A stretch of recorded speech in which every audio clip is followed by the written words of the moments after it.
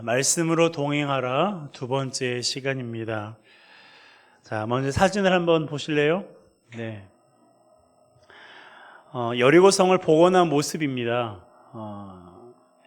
보시는 것처럼 여리고성은요,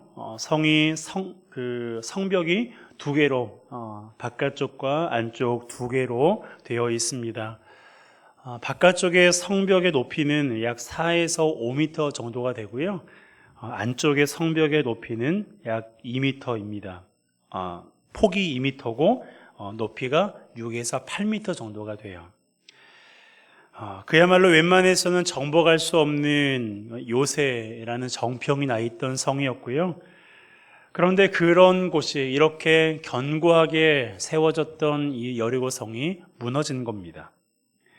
지진이 난 것도 아니고 폭탄이 터진 것도 아닌데 성벽이 무너졌어요. 자, 성벽이 무너진 이유를 성경은 이렇게 말하고 있습니다. 여호수아 6장 20절 상반절입니다. 함께 읽습니다. 이에 백성은 외치고 제사장들은 나팔을 불매 백성이 나팔 소리를 들을 때에 크게 소리 질러 외치니 성벽이 무너져 내린지라. 성벽이 무너진 이유가 뭐라고 나와 있습니까? 소리 때문이다라고 나와 있죠. 네. 백성들의 외치는 소리, 제사장들의 나팔 소리 때문에 성벽이 무너졌다라고 기록하고 있습니다. 이 말씀만 보면 그렇구나라고 생각할 수 있어요. 그래서 어떤 학자들은 여리고성이 무너진 이유가 소리와 연관이 있다고 주장합니다. 사람들이 소리를 지를 때 그때 마침 어떤 강력한 파장이 일어나면서 성벽이 무너졌다라고 주장해요. 물론 하나님이 그와 같은 방법을 사용하셔서 무너뜨렸을 수도 있습니다. 하지만 성경은 그렇게 말하고 있지 않아요. 우리는 이스라엘 백성들이 소리를 친 이유와 제사장들이 나팔을 분 이유를 주목해야 돼요. 소리 때문에 무너졌다라는 그 주장에 귀를 기울이기보다 그런데 왜 이스라엘 백성들이 소리를 쳤을까? 6일 동안 침묵으로 성을 돌았던 사람들이 왜 7일째 되는 날, 그것도 7일째 7번 마지막 바퀴를 돌 때 왜 소리를 질렀을까? 그리고 제사장들은 왜 나팔을 불렀을까? 그 이유에 주목해야 돼요. 자, 그 이유가 무엇일까요? 하나님께서 그렇게 하라고 명령하셨기 때문에 그래요. 자, 5절입니다. 함께 읽습니다. 제사장들이 양각 나팔을 길게 불어 그 나팔 소리가 너희에게 들릴 때에는 백성은 다 큰 소리로 외쳐 부를 것이라. 그리하면 그 성벽이 무너져 내리리니 백성은 각기 앞으로 올라갈지니라 하시매. 아멘. 자, 이 말씀은 하나님께서 여호수아에게 하신 말씀이에요. 하나님이 뭐라고 말씀하십니까? 제사장들이 나팔을 길게 불어라. 그리고 그 나팔 소리가 백성들의 귀에 들릴 때에 어떻게 하라? 큰 소리로 외치라. 하나님께서 여호수아에게 명령하셨습니다. 하나님께서 이렇게 명령하셨기 때문에 제사장들이 나팔을 불었고 백성들이 소리를 친 거예요. 즉, 백성들이 하나님의 말씀대로 했기 때문에 여리고성이 무너져 내린 거예요. 하나님께서 그들에게 소리를 쳐라, 나팔을 불어라 명령하셨고 그들은 그대로 했어요. 그대로 했습니다. 그랬더니 여리고성이 와르르 무너진 거예요. 그리고 그들이 취한 액션이 또 하나가 있는데요. 바로 여리고성을 돈 겁니다. 여리고 성벽은 둘레가 약 600에서 800m 정도가 된다고 해요. 이스라엘 백성들은 이 성을 하루에 한 바퀴 돌았습니다. 그러기를 6일 동안 했는데요. 그런데 7일째 되는 날에는 성벽을 7바퀴 돌았어요. 약 4에서 6km 정도를 돈 거죠. 일반적으로 1km를 15분에 걷는다고 해요. 그러니 이스라엘 백성들이 7일째 되는 날에는 1시간에서 1시간 반 정도를 걸은 겁니다. 여러분, 이때는요 구름 기둥도 없었어요. 그러니 몸에는 땀이 흐르고 다리에는 피곤을 느끼는 시간을 가졌을 겁니다. 이스라엘 백성들이 그렇게 뜨거운 햇빛을 받으면서 1시간 이상을 성벽을 돈 이유가 무엇이었습니까? 이 또한 하나님께서 그렇게 하라고 명령하셨기 때문에 그래요. 자, 3절과 4절입니다. 함께 읽습니다. 너희 모든 군사는 그 성을 둘러 성 주위를 매일 한 번씩 돌되 엿새 동안을 그리하라. 제사장 7은 7 양각 나팔을 잡고 언약궤 앞에서 나아갈 것이요 7째 날에는 그 성을 7번 돌며 그 제사장들은 나팔을 불 것이며. 아멘. 그렇습니다. 이스라엘 백성들이 일주일 동안 여리고 성벽을 13바퀴 돌았는데 그 이유가 뭐예요? 하나님께서 그렇게 하라고 명령하셨기 때문에. 하나님은 말씀하셨고 이스라엘 백성들은 그 말씀한 대로 한 거예요. 그 결과 어떻게 되었어요? 여리고성이 무너졌습니다. 웬만해서는 무너질 것 같지 않았던 그 성이 정말 허무하리만큼 와르르 무너진 거예요. 여러분, 이 이야기를 통해서 우리는 한 가지만 기억하면 돼요. 그게 뭐냐면 여리고 성벽이 무너진 이유는 이스라엘 백성들이 하나님이 말씀하신 대로 했다라는 거예요. 말씀대로 했기 때문에 성벽이 무너진 것, 우리는 이 사건을 통해서 그것을 기억해야 돼요. 이것이 우리에게 주는 메시지가 바로 이것입니다. 하나님의 말씀하신 대로 하면 된다는 겁니다. 함께 따라할까요? 하나님의 말씀하신 대로 하면, 하나님의 말씀하신 대로 하면 됩니다. 됩니다. 할렐루야. 그렇습니다. 하나님이 말씀하신 대로 하면 어떻게 해요? 됩니다. 여리고성이 무너진 이 사건을 통해서 우리는 이 메시지를 우리 가슴에 새겨야 돼요. 아, 하나님이 말씀하신 대로 하면 되는구나. 하나님께서 말씀하신 대로 내가 순종하면 하나님께서 일하시는구나. 앞서 우리가 찬양했잖아요. 주가 일하시네. 주가 일하시네. 여러분, 하나님은요, 당신이 우리에게 명령하셨고 우리가 그 명령에 순종하면 하나님께서 우리에게 약속하신 바를 반드시 이루시는 분이세요. 말씀하신 대로 하지 않으니까 되지 않는 것이지, 말씀하신 대로 하면 무조건 돼요. 여러분도 아시잖아요. 하나님이 하신 일이 여리고를 무너뜨린 일만 있는 건 아니에요. 이스라엘 백성들이 광야에 있을 때 하나님께서 얼마나 놀라운 일들을 많이 행하셨어요. 예수님이 3년 동안 얼마나 크고 놀라운 일들을 많이 행하셨습니까? 우리는 성경이 하나님의 말씀이라는 것을 믿습니다. 여러분도 믿으십니까? 성경이 하나님의 말씀이라는 것을 믿으십니까? 그곳에 기록된 모든 말씀이 사실이라는 것을 믿으십니까? 여러분, 성경이 하나님의 말씀이고 우리는 그 말씀을 아멘으로 믿어요. 하나님의 말씀은 우리에게 필요한 말씀이고요, 유익한 말씀이고 우리를 살리는 말씀이에요. 한 말씀도 우리를 불행하게 하거나 넘어지게 하거나 우리를 죽이는 말씀은 없어요. 모든 말씀이 우리가 살아가는데 최적화되어 있습니다. 그러기에 우리는 하나님의 말씀하신 대로 순종해야 돼요. 하나님께서 말씀하신 대로 순종하면 어떻게 된다고요? 됩니다. 하나님의 말씀하신 대로 하면 되는 거예요. 물론 순종에는요 수고가 뒤따라요. 여리고 성벽을 13바퀴 돌았던 이스라엘 백성을 한번 생각해 보세요. 그들은 엿새 동안에는 하루에 한 번, 일곱째 날에는 7바퀴를 돌았어요.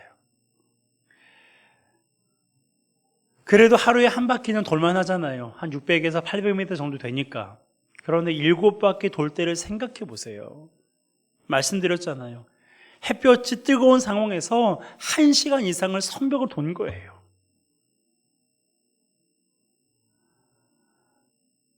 여러분, 이때요, 성벽을 돌 때 옆에 사람과 얘기를 하면서 신나게 그를 돌지 않았어요. 침묵하며 돌았어요. 아무 말도 하지 않았어요. 속으로는 이런저런 생각을 했겠지만 겉으로는 아무 말도 하지 않았어요. 그것도 하나님의 명령이었거든요. 그런데 생각해 보세요. 성을 정복하려고 그 먼 거리에서 40년에 걸쳐서 가나안 땅에 도착했는데, 첫 번째 성을 정복하는 데 있어서 하나님이 어떤 기가 막힌 전술과 전략을 제시하는 것이 아니라 성만 돌래요. 어떤 사람은 이게 무슨 의미가 있나 하고 생각하지 않았겠어요?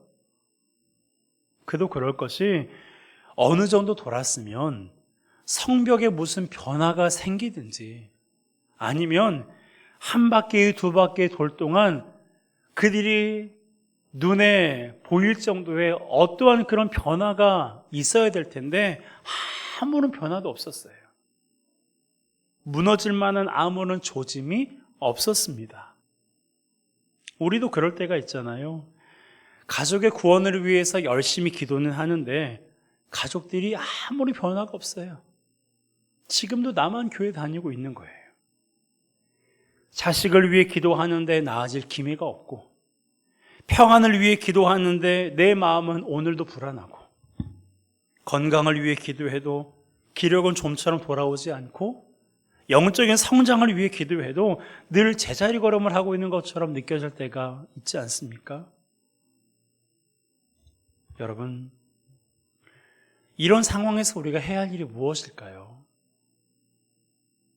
이런 상황에서 우리가 해야 될 일은요, 아무런 변화가 없으니까 기도해도 소용이 없고, 교회 나와도 소용이 없고, 새벽 예배를 참여해도 소용이 없고, 봉사해도 소용이 없고, 하나님을 기쁘시게 해도 소용이 없구나 하고 믿음에서 멀어지는 것이 아니라 상황에 속지 않고 하던 일을 계속하는 거예요. 가족의 구원을 위해서 기도하고 있다면 계속해서 뭘 해야 돼요? 계속해서 기도해야 돼요. 영적인 성장을 위해서 기도하고 있다면 계속 기도하고, 불안한 마음이 사라지기를 위해서 밤낮으로 기도하고 있다면 밤낮으로 계속 기도하고, 기도해야 돼요. 그리고 기도하면서 지금 내가 하고 있는 일들을 꾸준히 해야 됩니다. 직장에서도 일을 하고, 가정에서도 맡은 일들을 하고, 학교에서는 공부를 하고, 열심히 나에게 주어진 일들을 꾸준히 감당하되 하나님 앞에 기도하며 믿음으로 그렇게 계속해서 해야 돼요. 그러다 보면 하나님께서 일하실 때가 있어요. 여러분, 여리고 성벽은요, 이스라엘 백성들이 13바퀴 돌았을 때 하나님이 명하신 대로 소리를 쳤고 나팔을 불었어요. 그랬을 때 무너진 거예요. 한 바퀴, 두 바퀴, 세 바퀴는 고사하고 12바퀴, 그 떼합 곁에서 12바퀴 그렇게 빙빙 돌고 있는 때에도 아무런 변화가 없었어요. 흙덩어리 하나 떨어진 것도 없고 벽돌 하나 떨어진 것도 없어요. 아무런 변화가 없어요. 과연 이것을 언제까지 해야 되나? 이것이 무슨 의미가 있나? 라는 생각이 들 정도로 아무런 조짐이 없었어요. 그런데 놀랍게 13바퀴를 돌면서 그들이 소리를 치고 나팔을 불 때 하나님께서 말씀하신 대로 여리고성이 무너지는 거예요. 여러분, 여러분의 문제가 아직 해결되지 않았습니까? 아무런 변화가 없는 것처럼 느껴지세요? 아직 13바퀴를 돌지 않아서 그래요. 아직 하나님께서 예정하신 때가 이르지 않았기 때문에 그런 거예요. 그런데 더 중요한 것은 내가 원하는 대로 문제가 해결되지 않은 것도 있지만 우리가 그 시간 동안 1년이면 2년, 10년 그 이상 동안 우리가 계속해서 우리에게 주어진 일들을 감당하고 또한 기도하고 믿음을 지키고 그럴 때 어떤 놀라운 변화가 있을까요? 겉으로는 아무런 변화가 없는 것처럼 보여져요. 여전히 문제는 내 앞에 있는 것처럼 보여집니다. 그런데 실질적으로는 변화가 있다는 것을 우리가 알아야 돼요. 어떤 변화일까요? 가장 중요한 변화인데요. 그게 뭐냐면 하나님과 나와의 관계가 가까워졌다는 거예요. 나는 여전히 괴롭고 여전히 힘들고 여전히 좌절할 것 같은 그런 상황에 노출되어 있지만 그럼에도 불구하고 꾸준히 기도하고 믿음으로 살았더니 문제는 항상 지금도 여전히 내 앞에 있지만 하나님과 나와의 관계가 예전보다 훨씬 더 가까워졌다라는 거예요. 여러분, 하나님께서 우리에게 기다리라고 하신 이유가 바로 이것 때문이고요. 13바퀴를 돌라고 명령하신 이유가 바로 이 때문이에요. 하나님을 끝까지 신뢰하는 것을 보기를 원하시고 그렇게 하나님과 관계가 가까워지기를 하나님께서 원하시거든요. 그러기에 우리가 아직 13바퀴를 돌지 않아서 그런가 보다. 하나님께서 예정하신 때가 이르지 않아서 여전히 우리의 가정이 또한 나의 삶이 이런가 보다 라고 우리가 생각이 들지라도 우리에게 주어진 일들을 감당하고 하나님 앞에 계속해서 기도하기 바랍니다. 그렇게 할 때 하나님께서 이제 네가 13바퀴를 돌았구나. 이제 소리를 질러라. 이제 나팔을 불어라. 하나님께서 명령하시고 예정하신 때가 될 때 하나님께서 기가 막히게 우리 인생 가운데 행하신다는 거예요.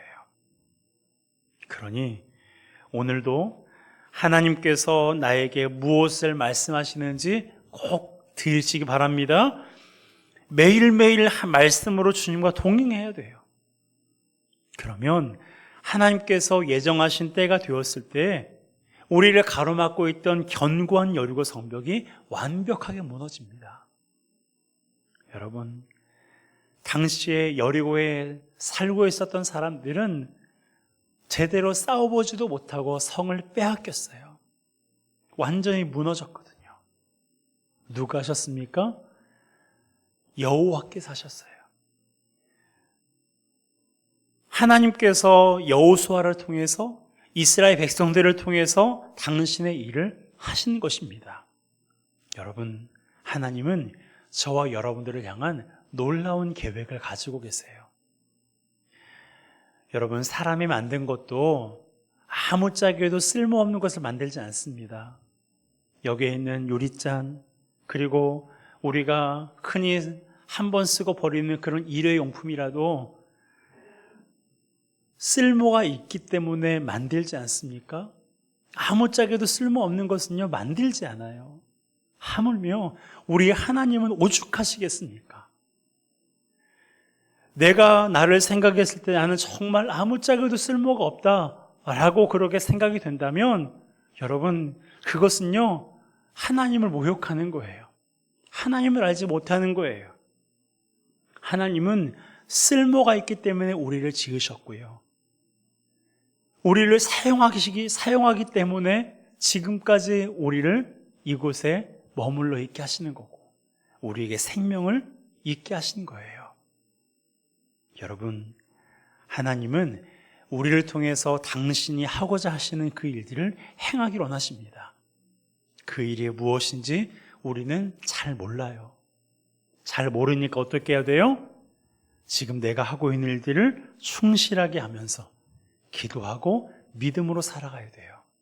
그러면 하나님께서 예정하신 때가 되었을 때 우리를 통해서 하고자 하시는 그 일들을 행하시는 것입니다. 여러분 생각해 보세요. 요셉이 형들에 의해서 애굽에 팔려갔어요. 애굽에 팔려가서 뭘 했어요? 맨날 불평하고 투덜거리고 원망하고 분노에 차서 그렇게 있었습니까? 물론 그 마음이 왜 마음이 없었겠어요? 사람인데.